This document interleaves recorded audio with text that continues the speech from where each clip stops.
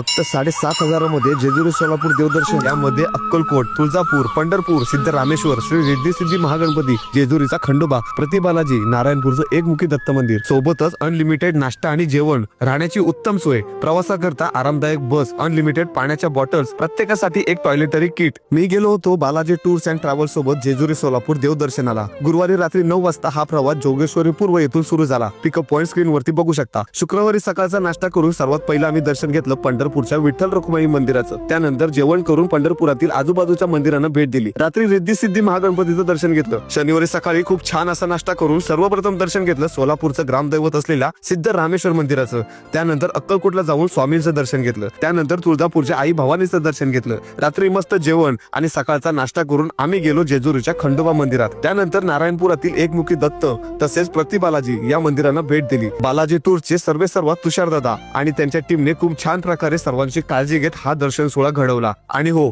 मुंबईकर, ठाणेकर आणि नवी मुंबईकर, तुम्हाला जर हा दर्शन सोहळा मुंबईहून करायचा आहे तर बालाजी टूर्सला नक्कीच संपर्क करा। शेअर करा या व्हिडिओला तुमच्या फॅमिली, फ्रेंड्स आणि सगळ्या व्हॉट्सअपच्या ग्रुप वरती। चला तर मंडळी, येत आहे ना जेजुरी सोलापूर देवदर्शनाला, तेही बालाजी टूर्स अँड ट्रॅव्हल्स सोबत। बालाजी टूर्स अँड ट्रॅव्हल्स, सेवेत तडजोड नाही।